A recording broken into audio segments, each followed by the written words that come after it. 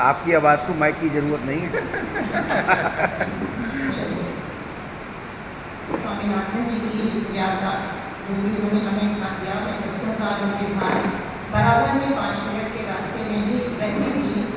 तो हमें सौभाग्य मिला उनके साथ 10 साल दिन भर में 7-8 घंटे में उनके साथ रहती थी, बुलाया करते थे और उनके साथ जाना आना दाइना हाथ होंगे।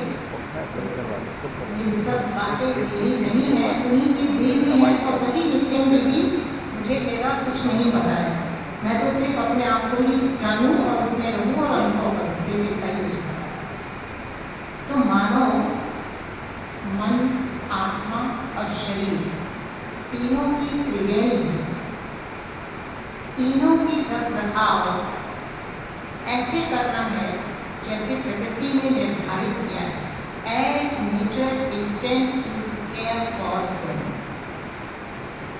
यदि आप हल्का फुल्का फुर्तीला आजीवन स्वस्थ रहना चाहते हैं तो अभी से सही दिशा को, सही मार्ग को, प्राकृतिक जीवन शैली को, संयम और नियम को जो हमारे लिए निर्धारित है उस पर, उसको पकड़कर उस पर चलना शुरू कर दें। दोनों आंख के अंधे होने पर यदि कोई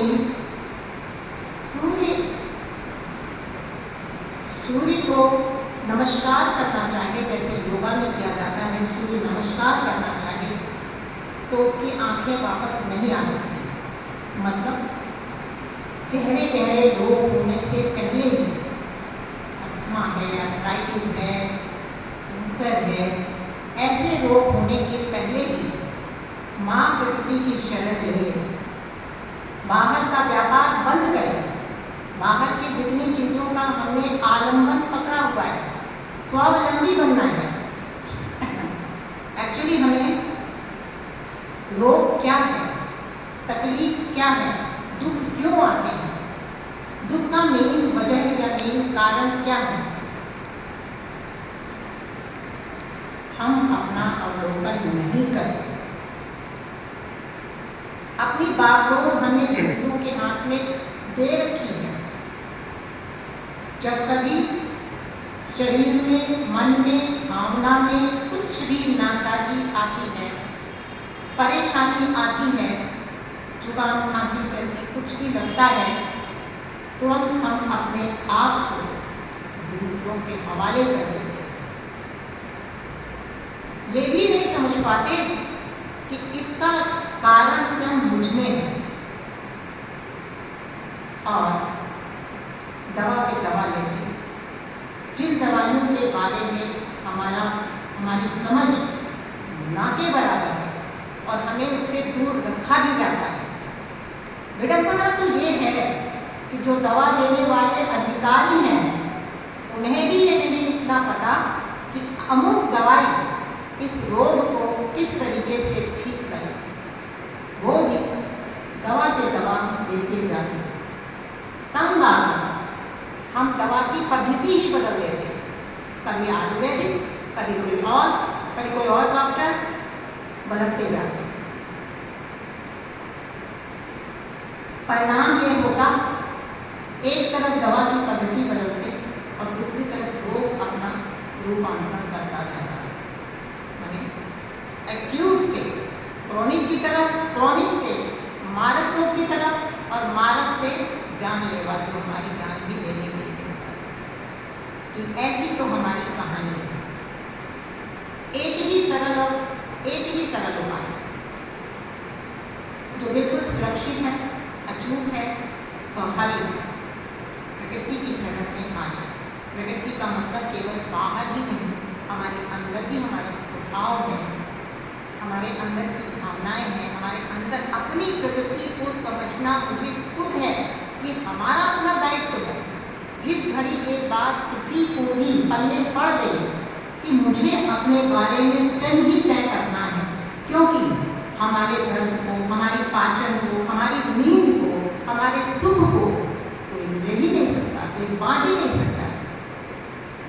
तो फिर कर्तव्य तो अपने ऊपर ही आया, सारा काम हमें अपने ऊपर ही करना है, अपने आप ही करना है। तब जाकर बाहर का परावलंबन, बाहर का सहारा और ये समझना कि रोग बाहर से आया है।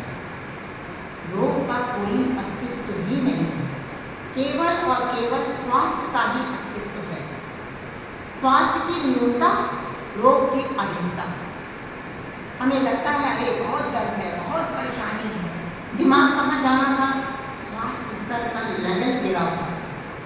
इसलिए हमारे गुरुजी कहा करते थे कि जनरल हेल्थ लेवल को बढ़ाओ।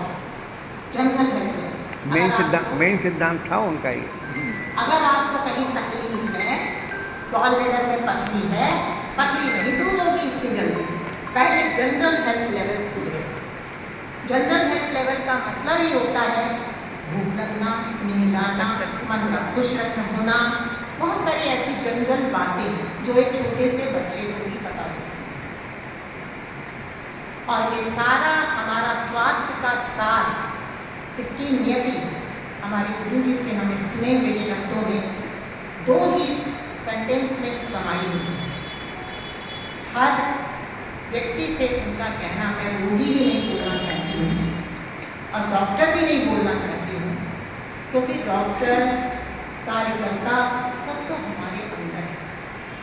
हम उनको नहीं पहचानते, इसलिए बाहर वालों को उपाधि देते हैं।